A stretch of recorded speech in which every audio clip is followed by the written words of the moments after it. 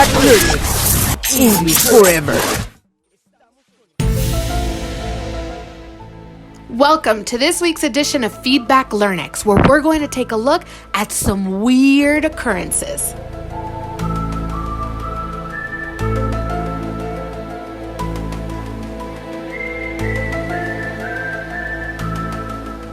Japan Airlines Flight 1628. On November 17, 1986, Japan Airlines Flight 1628 departed from France Airport without any inconveniences.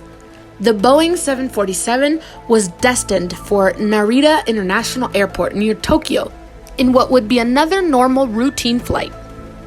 In the flight section between the cities of Reykjavik to Anchorage in eastern Alaska at about 5:09 p.m. local time, the Anchorage air controller made contact with them by radio. They gave the direction coordinates to Talkeetna, and the flight route should have been 35,000 feet high, and the speed should have been at about 960 kilometers per hour. 2 minutes later, at about 5:11, the crew terminated the comm of the flight by witnessing two bright objects that approached the aircraft at high speed. The crew of the Japan Airlines Flight 1628 was formed by the captain, Terushi Kenju, co-pilot Temefuji Takanori, and flight engineer Yoshio Sokubi. Terushi Kenju is a former Japanese fighter pilot with more than 29 years of flight experience, as well as his co-pilot and flight engineer had vast experience and lots of flight hours. Something strange happens outside.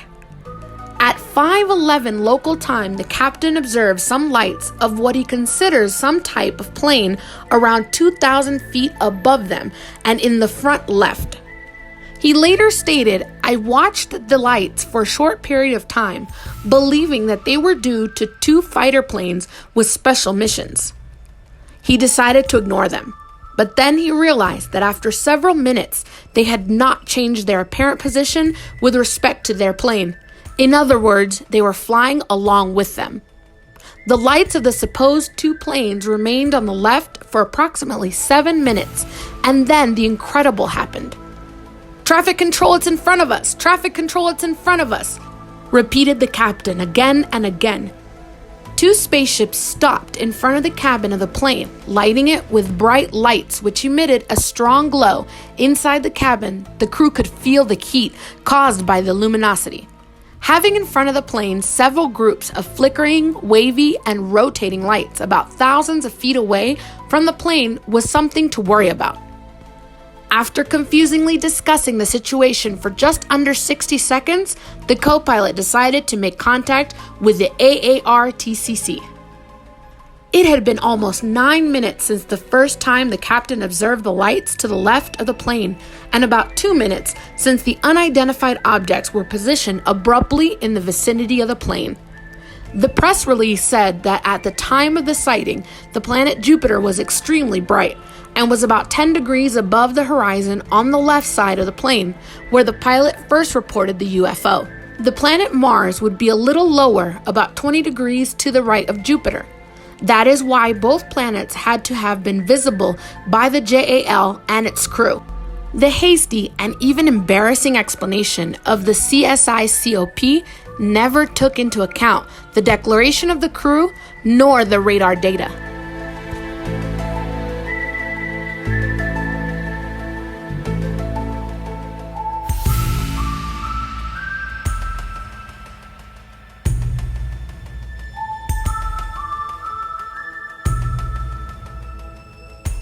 USS Nimitz, Tic Tac UFO Incident. A leaked Pentagon report has revealed new details about the UFO encounter that shocked the Navy's fighter pilots over the Pacific. The incident was triggered when the group that accompanies the Nimitz aircraft carrier carried out training exercises on the coast of Southern California and Mexico. The encounters began around November 10th. The USS Princeton, a Ticonderoga-class guided missile cruiser, made multiple radar contacts with what the report calls an anomalous air vehicle.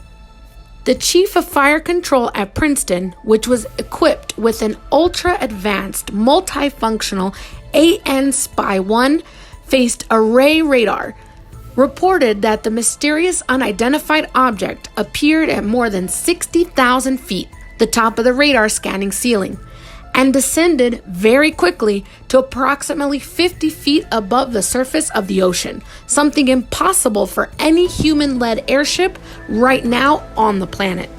They would spend a short time to get back out at high speeds, demonstrating very advanced capabilities, said the senior official. The chief, who had 17 years of experience in fire control on cruise ships, said he never got a precise track on the AAV since they exhibited speed consistent with a ballistic missile, but the radar was set to intercept air instead of missile ballistics. Then, on November 14th, Princeton again detected an AAV around 11 a.m., and he called upon two FA-18 Hornets that were returning to the USS Nimitz for a training exercise. The skies were clear and blue with unlimited visibility that day, and the sea was calm, according to the report. The first fighter aircraft to investigate a USMC single-seat FA-18C flew within 5 to 10 nautical miles of the AAV's location but could not see it. Instead, he reported seeing a circular disturbance in the water of about 50 to 100 meters in diameter. He reminded the pilot of something that quickly plunges into the ocean, like a submarine. The report hypothesizes that it is possible that the disturbance was caused by an AAV, but that the AAV was hidden or invisible to the human eye. The Navy pilot ordered him to cancel the follow-up mission. When he returned to the USS Nimitz, his intelligence officer asked him if he had seen the supersonic Tic Tac. The next plane to respond was a Navy FA-18F piloted by the commander, David Fravor, and the lieutenant commander, Jim Slate, who made eye contact with the AAV, corroborating the report. Fravor also detected a disturbance in the water, almost as if it was boiling. But this time, when passing over the disturbance, there was a strange object. The object was shaped like an elongated egg or a Tic Tac, according to Fravor, and was holding on like a Harrier, the plane that can take off vertically. When Fravor and Slate returned to the Nimitz, the sailors in the intelligence center put on tin hats to greet them, anxiously asking about their encounter with UFO flight. Later in the day, another plane made the video that was revealed according to the report. Around 3 p.m., another Navy FA-18F tracked a notable object on FLIR. The pilot said he could not confirm if he had tracked the same object seen by Fravor and Slate because he had never made eye contact with it. He only tracked it through FLIR radar. The report notes that the USS Louisville nuclear rapid attack submarine was operating in the area and did not detect any unusual underwater activity for the duration of the incidents. The incident was filed in a regular training mission report, and it is not clear if it was reported in the chain of command according to the reports. Thanks for tuning in on this week's edition of Feedback LearnX. Viewers, we took a look at some weird occurrences and we hope you enjoyed them. Stay tuned because next week we're going to take a look at the origins of witches.